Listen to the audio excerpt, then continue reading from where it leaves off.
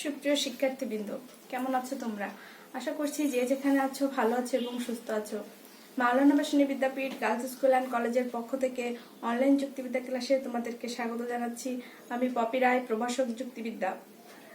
আজকে আমরা একাদশ দ্বাদশ শ্রেণীর যুক্তিবিদ্যা প্রথম পত্রের ষষ্ঠ অধ্যায়ের অবরোহ অনুমান শিখব। অবরোহ অনুমানের আজকে আমরা শিখব আবর্তন। আবর্তন কি, আবর্তনের নিয়ম, আবর্তন কত প্রকার, এ ই আই ও এই চারটি বাক্যের আবর্তন, এগুলো আমরা আজকে শিখব। প্রথমে আমরা শিখি যে আবর্তন কি, কাকে বলে আবর্তন। আমরা গত ক্লাসে শিখেছিলাম যে অমাধ্যম অনুমান 10 প্রকার। এই 10 প্রকারের ভিতরে প্রথম প্রকারটি হচ্ছে আবর্তন। এই আবর্তন কাকে বলে? যে অমাধ্যম অবরোহ অনুমানে বিধিসঙ্গতভাবে কোনো আশ্রয় বাক্যের উদ্দেশ্য ও বিধির স্থান পরিবর্তন করে একটি নতুন সিদ্ধান্ত গঠন করা হয় তাকে আবর্তন বলে।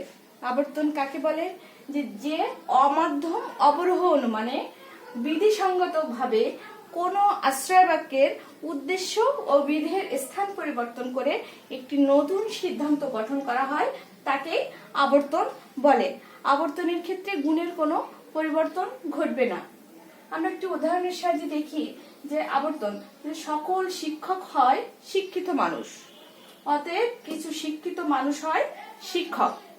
প্রথম বাক্যটা হচ্ছে আশ্রয় বাক্য এবং দ্বিতীয় বাক্যটি হচ্ছে সিদ্ধান্ত বাক্য। প্রথম বাক্যটি হলো যে সকল শিক্ষক হয় শিক্ষিত মানুষ। এটা কি বাক্য? এটা সকল আছে এবং হয় আছে, তাহলে এটা সার্বিক সদর্থক বাক্য। সার্বিক সদর্থক বাক্যকে আমরা এই বাক্য বলি। আর সিদ্ধান্ত আসে কি দাঁড়ালো? যে কিছু আছে এবং হয় আছে, তাহলে কিছু হচ্ছে বিশেষ এবং হয় আছে যেহেতু, তাহলে এটা সদর্থক বাক্য। কিছু হয় তাহলে একটা বিশেষ সদর্থক যুক্তি বাক্য। আবর্তনের আশ্রয় বাক্যকে আমরা বলবো আবর্তনীয় এবং আবর্তনের সিদ্ধান্তকে আমরা বলবো আবর্তিত। আবর্তনের আশ্রয় বাক্যকে আমরা কি বলবো? আবর্তনীয় এবং আবর্তনের সিদ্ধান্তকে আমরা বলবো আবর্তিত। দেখো এই উদাহরণে এখানে উদ্দেশ্য এবং বিধির স্থান পরিবর্তন হয়েছে। এই প্রথম বাক্যটি আশ্রয় বাক্যের উদ্দেশ্য হচ্ছে সকল শিক্ষক। শিক্ষক, এই শিক্ষকটা সিদ্ধান্তে এসে, এই উদ্দেশ্য সিদ্ধান্তে এসে বিধেয় পদ হয়েছে, বিধেয়। আর আশ্রয় বাক্যের বিধেয় পদ শিক্ষিত মানুষ, সিদ্ধান্তে এসে উদ্দেশ্য পদ হয়েছে। এদের গুণের কোনো পরিবর্তন হয়নি। উপর প্রথম আশ্রয় বাক্যটিও সদর্থক বাক্য এবং সিদ্ধান্ত সদর্থক বাক্য। এই আবর্তনের নিয়ম হচ্ছে 4টি। আবর্তনের নিয়ম কয়টি? 4টি। প্রথম নিয়ম যে আবর্তনের আশ্রয় বাক্যের উদ্দেশ্য পদ সিদ্ধান্তে এসে বিধেয় পদ হবে। আবর্তনের আশ্রয় বাক্যের উদ্দেশ্য পদ সিদ্ধান্তে এসে বিধেয় পদ হবে। দ্বিতীয় নিয়ম হলো আবর্তনের আশ্রয় বাক্যের বিধেয় পদ সিদ্ধান্তে এসে উদ্দেশ্য পদ হবে, তাহলে উদ্দেশ্য এবং বিধেয় স্থান পরিবর্তন করবে। তৃতীয় নিয়ম, আশ্রয় বাক্য ও সিদ্ধান্তের গুণ একই থাকবে। আশ্রয় বাক্য এবং সিদ্ধান্তের গুণ একই থাকবে। আশ্রয় বাক্য যদি সদর্থক হয় তাহলে সিদ্ধান্তও হবে সদর্থক বাক্য।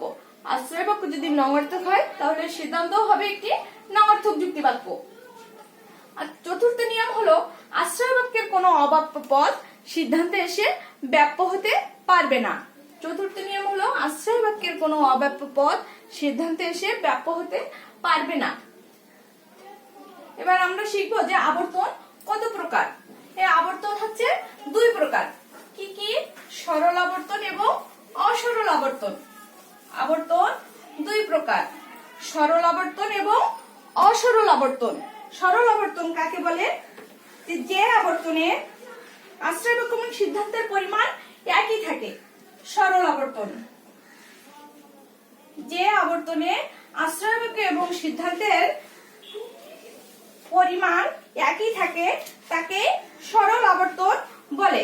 সরল আবর্তন একটি উদাহরণের সাহায্যে আমরা দেখি। কোনো মানুষ নয় চতুষ্পদ। এটা কি বাক্য? কোনো আছে এবং নয় আছে, তাহলে একটা সার্বিক নঙার্থক যুক্তি বাক্য। সার্বিক নঙার্থক যুক্তি বাক্যকে আমরা কি বাক্য বলবো? তাহলে আমরা শিখলাম যে কি, যে আবর্তনের নিয়ম যে আশ্রয় বাক্য যদি সদর্থক হয় তাহলে সিদ্ধান্ত সদর্থক হবে, আর আশ্রয় বাক্য যদি নঅর্থক হয় সিদ্ধান্ত নঅর্থক যুক্তি বাক্য হবে। তাহলে সিদ্ধান্ত কি হবে? কোন চতুষ্পদ প্রাণী নয় মানুষ। এটা হচ্ছে সরল আবর্তন।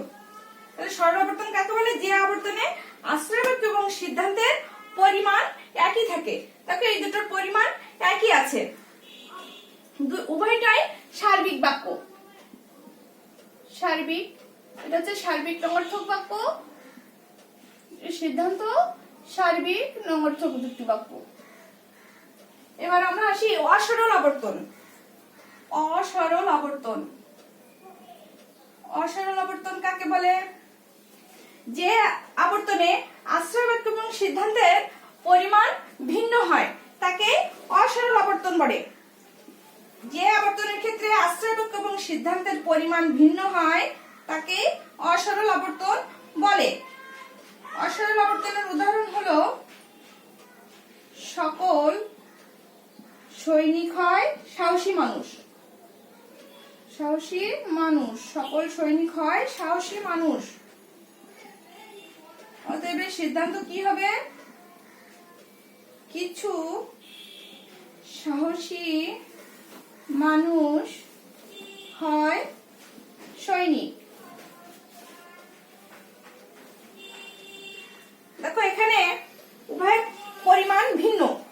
আশ্রয় বাক্য হলো সার্বিক যুক্তি বাক্য, সার্বিক যুক্তি বাক্য,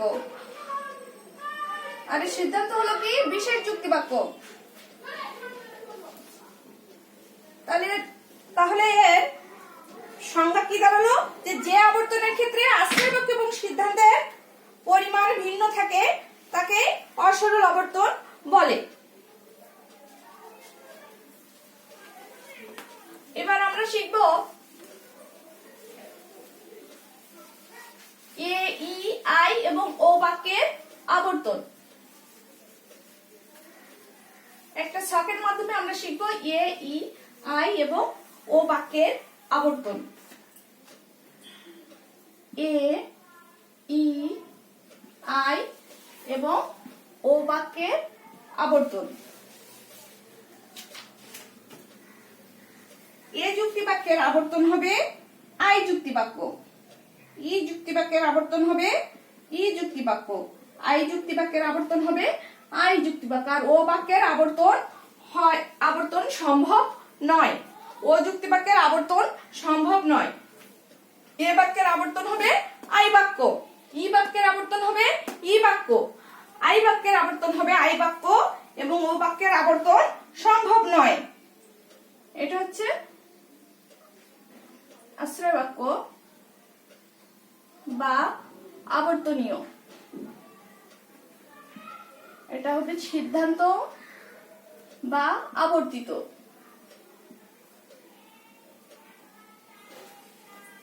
এখন আমরা শিখবো এ বাক্যের আবর্তন। এ বাক্যের আবর্তন শিখবো আমরা এখন। এ বাক্যের আবর্তন,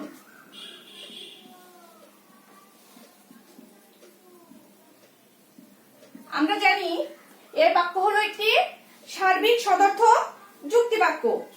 আমরা জানি কি এ বাক্য সার্বিক সদর্থক যুক্তি বাক্য, সার্বিক সদর্থক যুক্তি বাক্য। তাহলে এ বাক্যের আবর্তন কি হবে? এ বাক্যের আবর্তন করলে আমরা আই বাক্য পাবো, এ বাক্যের আবর্তন করলে আমরা আই বাক্য পাবো।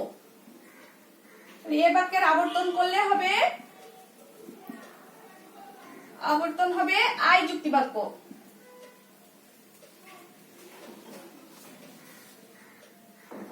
এ বাক্য সদর্থক বাক্য, তাই এর সিদ্ধান্ত হবে একটি সদর্থক যুক্তি বাক্য। এ বাক্য হলো একটি সদর্থক বাক্য, তাহলে এর সিদ্ধান্ত হবে একটি সদর্থক বাক্য, সিদ্ধান্ত হবে সদর্থক বাক্য। কারণ আবর্তনের নিয়ম আছে কি? আবর্তনীয় এবং আবর্তিতের গুণ একই থাকবে, এর গুণের কোনো পরিবর্তন হবে না। আর এই যুক্তি বাক্যের সিদ্ধান্ত হবে আই যুক্তি বাক্য, কারণ এর আশ্রয় বাক্যের বিধেয় পদ সিদ্ধান্তে এসে উদ্দেশ্য পদ হবে এবং আবর্তনের আশ্রয় বাক্যের উদ্দেশ্য পদ সিদ্ধান্তে এসে বিধেয় পদ হবে। আশ্রয় চতুর্থ নিয়ম আছে আবর্তনের, যে আশ্রয় বাক্যের কোনো অব্যাপ্য পদ সিদ্ধান্তে এসে ব্যাপ্য হতে পারবে না। আমরা একটু উদাহরণের সাহায্যে দেখি। উদাহরণ, এই যুক্তি বাক্যের উদাহরণ কি হবে? প্রথমে যে সকল কবি হয় মানুষ, সকল কবি হয় মানুষ, অতএব এর সিদ্ধান্ত হবে আই যুক্তি বাক্য। কি? কিছু মানুষ হয় কবি। প্রথম বাক্যটি হচ্ছে আশ্রয় বাক্য অর্থাৎ আবর্তনীয়, এবং শেষ বাক্যটি হলো সিদ্ধান্ত বাক্য বা আবর্তিত। উক্ত উদাহরণে দেখো যে আবর্তনের যে চারটি নিয়ম এর কোনোটাই লঙ্ঘন হয়নি। যেমন প্রথম দেখো, প্রথম এর আশ্রয় বাক্যের উদ্দেশ্য পদ সিদ্ধান্তে এসে বিধেয় পদ হয়েছে, 1 নম্বর নিয়ম। দ্বিতীয় নিয়ম হলো আশ্রয় বাক্যের বিধেয় পদ সিদ্ধান্তে এসে উদ্দেশ্য পদ হয়ে গেছে, 2 নম্বর নিয়ম আমার হয়ে গেল। তৃতীয় নিয়ম কি? যে আশ্রয় বাক্য এবং সিদ্ধান্তের গুণের কোনো পরিবর্তন ঘটবে না, উভয়টি হচ্ছে সদর্থক যুক্তি বাক্য। আর চতুর্থ নিয়ম কি? আশ্রয় বাক্যের কোনো অব্যাপ্য পদ সিদ্ধান্তে এসে ব্যাপ্য হতে পারবে না। এখানে আশ্রয় বাক্যের অব্যাপ্য পদ মানুষ পদটি সিদ্ধান্তে এসে ব্যাপ্য হয়নি, অতএব এই বাক্যের আবর্তন হবে আই যুক্তি বাক্য। এই বাক্যের আবর্তন হবে আই যুক্তি বাক্য। তোমরা এইভাবে, এই যে আমি এই যুক্তি বাক্যের আবর্তন দেখালাম, বাসায় তোমরা এই ই, আই এবং ও বাক্যের আবর্তন একটু দেখবে, তাহলে দেখবে বুঝতে পারবে তোমরা এই চারটি নিয়ম লঙ্ঘন হলো কিনা, সেটাই হচ্ছে জানার বিষয় আমাদের। বাসায় অধ্যায়টা তোমরা একটু ভালোভাবে অধ্যয়ন করবে। ধন্যবাদ সবাইকে।